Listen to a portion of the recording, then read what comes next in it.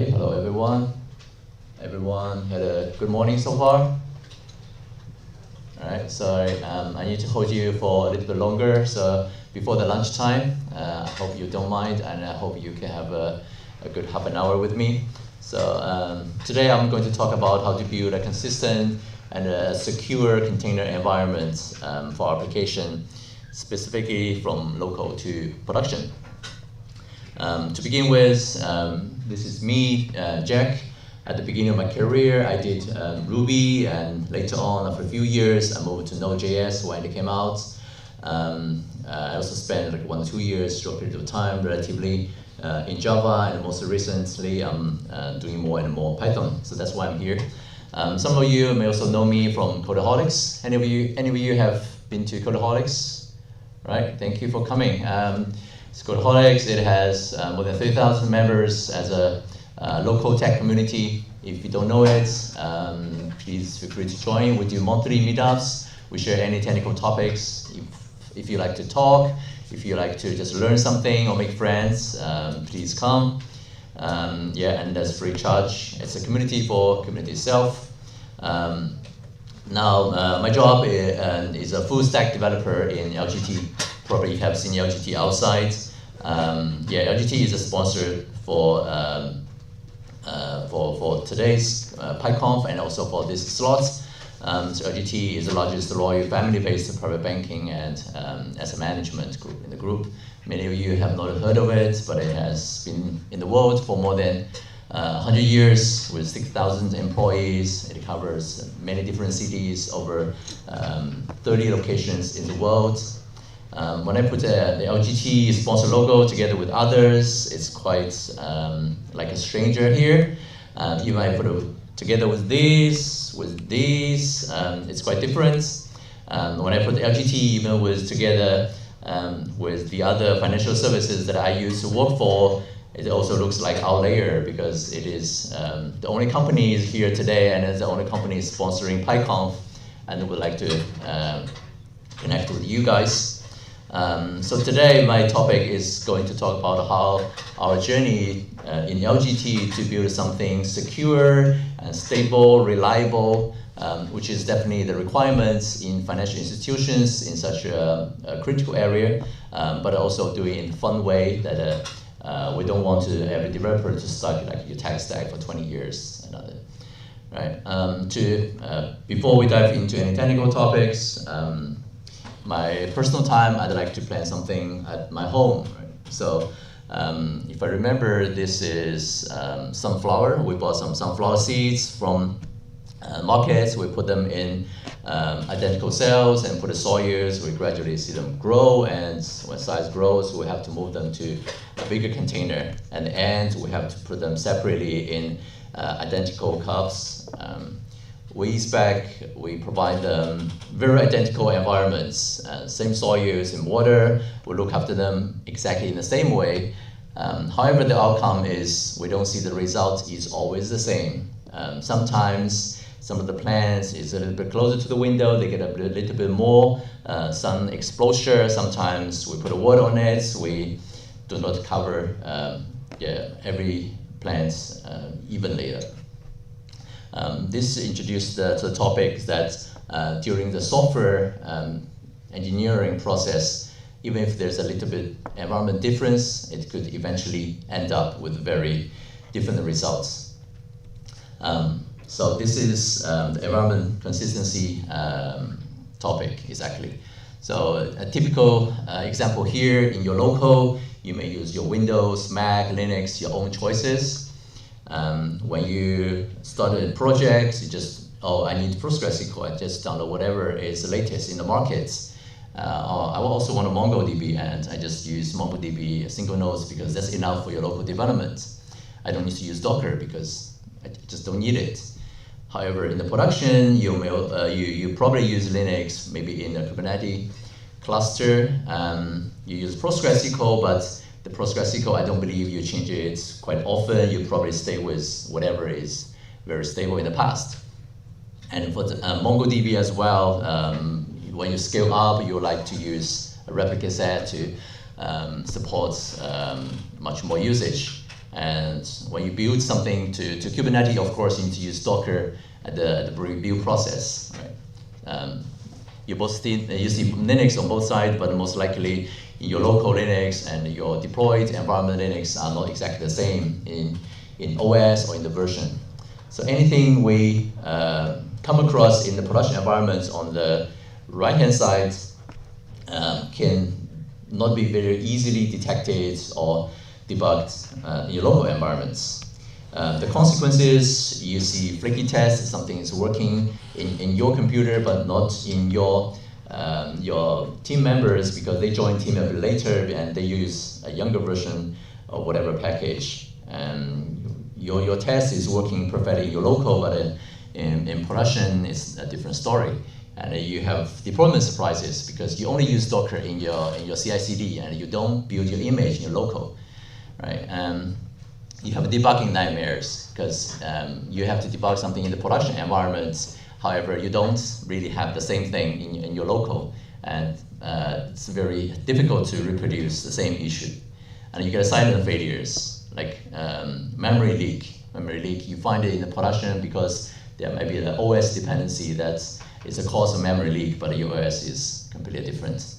And security vulnerabilities, of course, but I will cover this topic a bit more. So this end up with a comment saying it works in my machine, but you don't care about the fire burning elsewhere. Some of you may think it's a little thing that happens maybe only once a year. The other thing, okay, I can spend a couple days to look into that, but it's like the triple effect. When you have very little, this small thing here and there, it can gradually propagate to much larger area and have a big impact in terms of your productivity and your maintainability. Another issue with the traditional environments for development is the security. Imagine now you are building such application, let's call it Little Plant. Right? Little Plant, it is something you developed in your own computer. In the traditional way, it could have access to your host. It could attack your host. It could have access to your mails. It could even steal your credentials, passwords, and it could access to your code. I remember there was, maybe end of last year, there was React or another popular open source library that was hacked because somebody has malicious code in the local environments, and that allowed them to do a pull request to an open source library with a very subtle change in the README. However, the branch name is the trigger. The branch name actually can run some command line once the branch is in the GitHub. So that eventually propagated to a much larger area. It started to do some coin mining in many different places. It's really like the end of the world. Of course, you can pay a lot of money to install other software to manage your application. You can have your IT department to provide you with very limited access as a developer in the machines. Of course, all of this comes with the cost. Wouldn't that be a simpler way if you just encapsulated your application into the box so that it would not have access to any resources it should not have the right to, and just put everything you need within the box. So this drives to my first topic is the Dev Container. How many of you have used Dev Container ever before? A bit rare, maybe 5, 3. All right, so Dev Container is basically like a container environment, not for your production, but for your development. This is a very simple example. Maybe the text is not very ideal. So basically it sets the image as a Python to begin with. You can have your customization as IDE, and you can have a port forwarding, and you can set a lot of things. So that when you have this together with your teammates, you can basically use the same configuration and everybody get the same thing. In general, if you are building this Little Plant application, you may need several different backends, right? So you may need a backend to do authentication, you may need a backend to provide you data or something, and you may want several databases to begin with. Imagine if you want to put up such application in your local environment, I need to start 4 or 5 applications in order to have a proper running interface. But with Dev Container, we can build all this with a Docker Compose. You may want to have a consistency across your team to have terminal processes, have ID setting, extensions. You want to do some AI coding assistance to align with your team members, and you want to debugging as well. So all of this could be encapsulated within Dev Container so that you can maintain that within the team. A lot of the advantage with this, so it gives you the consistency and the reproducibility. You can align your Dev Container image to share the common part with your production image. It's greatly isolates your environments within the host so that you don't worry about the application will hit anything in your machine. And it's much cleaner so that you won't end up with like gigabytes of the cache files and the log files, because anytime you just delete the container, you can start from scratch. Dependent management, you can easily see what are the application dependency in the charts. Developer experience, especially for new joiners, when they join the team, they don't have to pull different resources. They simply just need to run the same Dev container. Team collaboration as well, you get the same thing with your team members. Context switch, once you need to do a pull request, however you are still in the middle of your task, Dev container allow you to start a completely new Dev container just to review the code, and you can switch to your previous container, which to do your own development work in a separate branch. CI/CD I will cover in a bit. Right? There are also a lot of the issues that we need to overcome. So in general, there is a bit of learning curve. If you have a sophisticated application to develop, you basically need to tailor-make your perfect Dev container configuration with your team. It may take some time, but if your project is targeting for long term, I think it's worth the effort. I won't mention too much about these parts. All right, so once we calculate Dev container, we end up with something like this. There's a box. At the bottom, you may have the OS, consistent, fixed, and then you have your system dependency. Then your application is running at the top. Right? Your application may have other libraries, Python packages, third-party, whatever dependencies out there. And your system dependencies may also have their dependencies, which is outside of the Dev container. Right? You can expect, nowadays, every software has vulnerability.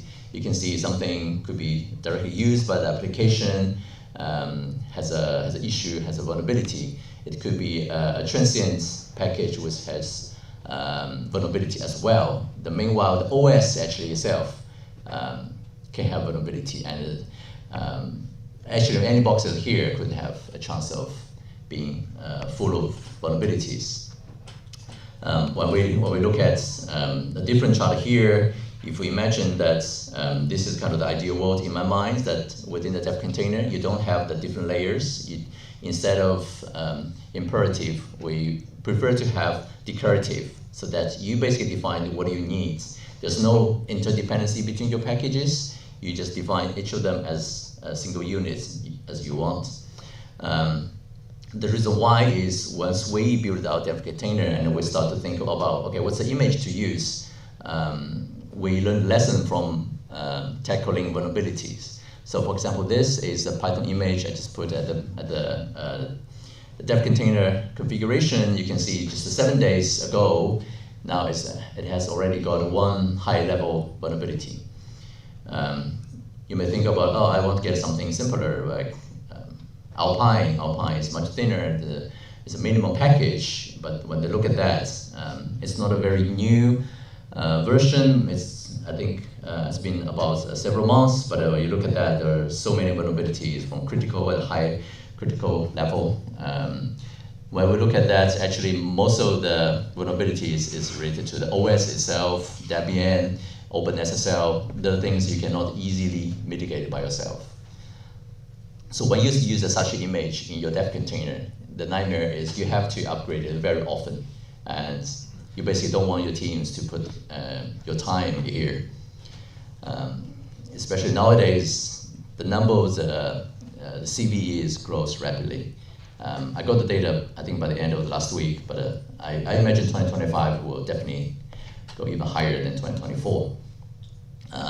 So this comes to our next solution, which is to use Wolfi-based image. Any of you have been using Wolfi-based image ever?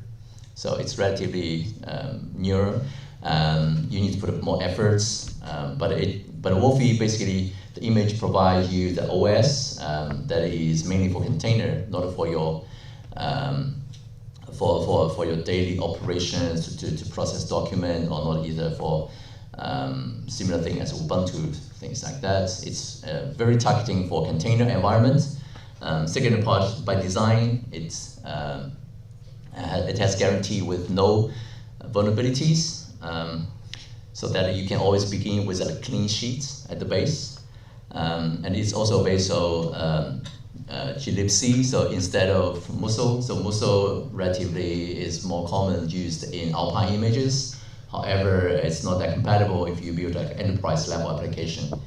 And it also, the Wolfi basically is a product behind the company called Chen. Chen provides also tools like APKO and Melange, which allow you to build APK packages. And it has SBOM support. Basically, when you build some package, it allows you to see what's the composition of the package. So you can easily identify what is the cause if something is vulnerable. So yeah, at the end, Wolfi gives you developer the secure by default base they need to build software.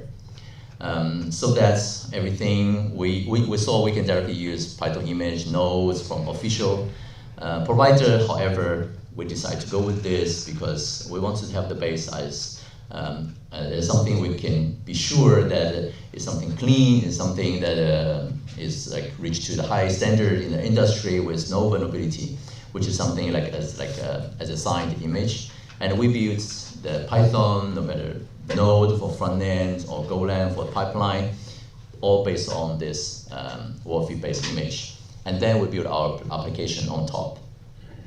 So that once we know that something goes wrong, for example, if Python's particular version has vulnerability, then we just upgrade Python itself or any package of the Python, so that we don't have to worry about the OS level or some system dependencies that you don't have any control of. Right? If we look at the pipelines, let's say if we are still building this application in the local, we run it the local, and then we push it to the pipeline, we run the test. During the test, if test gives a green light, then we continue proceed to the build process into a build application, and at the end, your application will be running in the container itself. And the container will be scanned in the following process, and at the end, it will be deployed to production. The beauty here is, apart from production, you got all those environments with the same Dev container image. So even from local, test, build, and scan, all of them use the same environments, particularly with the same hash of the Dev container. So that anything you find, oh, my build process is broken, or some test is wrong, or the scanning provides something as a hiccup, you can easily reproduce that in your local environment. Of course, production environments, you don't need the whole Dev container because your Dev container provides a lot of dev tools that your production doesn't need. But the Python image at the end is something we build ourselves, and it's also based on the Wolfi-based image. Right? All right. Now, if we further grow up, right? If we further grow up, we don't have only one microservices in your local environment. You gradually grow up from one little thing to like many microservices in your local environment. You have more dependencies, may grow up to this level. Right? A common topic is that, oh, how can I handle these common dependencies? For example, let's say package A is used by several of your applications. How can I deal with this if A is installed with different versions in different application? I have version 12, A in the first, and version 13 with another applications. If something goes wrong, should I upgrade one A or should I upgrade every A? Right. The solution that we gave is to use a polylith architecture. The architecture was not created only for Python, but somebody brought it to Python. In general, if you have multiple applications in your local environments, it introduces you a model repo architecture. So all of your projects are split into 4 categories. So base, components, development, and projects. So base, you can take that as your API layer, which is something can be exposed to external world.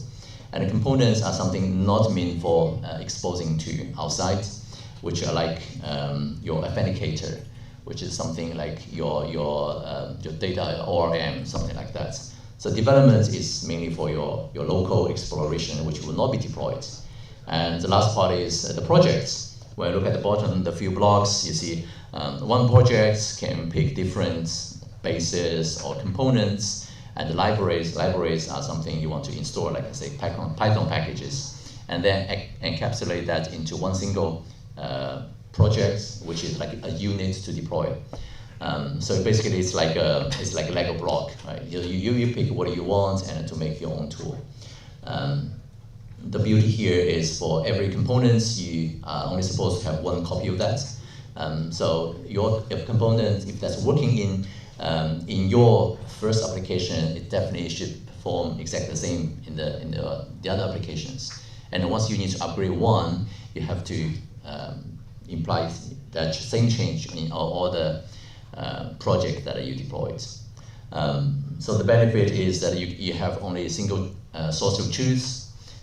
You don't have different versions for the same package in different areas. Like you have atomic updates. So if you update your authenticator, the updates is applied in all of your projects. You get a consistent code structure and build process because everything is structured in a similar way. You can have your Dockerfile templates and to be reused. And because once we think of this Lego blocks, you basically want to remove everything you don't need. So it also reduces the attack surface. At the end, simplified dependency management. That's something I can show you in a demo later on. I think I still have 5 minutes. Let me show you a quick demo. Right, I think I need to mirror. Do you display settings? Yeah. Display setting. This one, yeah. And then moving display change to mirror for AAA. Right. Yeah. Okay. Right. Then just switch to your VS Code. You know how I can hold the mic. Just leave it here. Okay, I will try to speak a bit louder. So this is my IDE, and this is my Dev Container configuration that is a little bit more complicated than the example I showed you before. You have your Docker Compose, which includes several services. So at the bottom of the left, you can see you have your app, and you have your Kafka, you have your Zookeeper. So many of the services are within the same Dev container, so you don't need to worry about boosting them in sequence. And you have your customization, you have your VS Code settings, all the things. And you can have a pull forwarding, whatever, everything is here. So I pre-built it. I think it only takes about like 2 minutes. But let me try to start everything. So once it is started, so you can see all of the services all up all together. And here I can have this Dev container. I can click into that. Now so PyCharm is going to launch with a new IDE client in a few seconds. Right. So it launches a new environment. So this environment is separate from what you have just seen. So here, if you look at, sorry, I don't know how to make it the fonts a little larger. Okay, so basically this is the environments within your Dev container, which doesn't have access to the outside. But here, I have the same source code because the Dev container mounts the source code from outside, but it doesn't have any other accesses if you don't allow it to. You can see that, for example, the UV, the polylith thing I just showed you. For example, you can say polydepths. Let me pull it up so you can have a clear view. So basically, the green parts, I think, are the components. The blue parts are you can take the base, which are your main applications. So you can see which components is used by which application out there, or which API. You could even see the library dependencies, right? So So this is just a very simple example, but you can see that the white ones are basically the libraries that you use across all those different blocks. You can easily identify what's the impact if you upgrade one library, right? And you may also want to do some changes. Let me have a quick one. So let's say I go to components. I want to change, let's say, message component, right? So it's almost empty, but let me put down something. For example, here, can I just say print hello PyCon, right? And then I made a change. This is a change in a component. I expect it's shared in several your APIs. When I do UV run poly diff, so it shows you that I just have one single change, but the change is going to impact all of these projects, right? So the change is only done in the message fast API. However, the change will be also included in all of those components. So that if you imagine if you have a CI/CD pipeline, if you change something, you will directly know what other package you need to deploy in order to make this change applied to everywhere. You could also have your test change. So let's say if I modified one of the tests, let's say maybe the log, right? I put it here, make another quick change, right? And then I run poly test diff. So this is going to show you, right? So what are the projects impacted by this test change? Because this test is something belonging to the component, and the component is used in all of these projects. All right, let me switch back. Okay, maybe just do this. All right, and this goes to the end of the demo. By the way, if you haven't been to our counter, we're LGT outside there. We are actively hiring full stack developers. If you have not settled in your working environment, if you look for somewhere you can work without much limits, please feel free to reach to us. Thank you very much.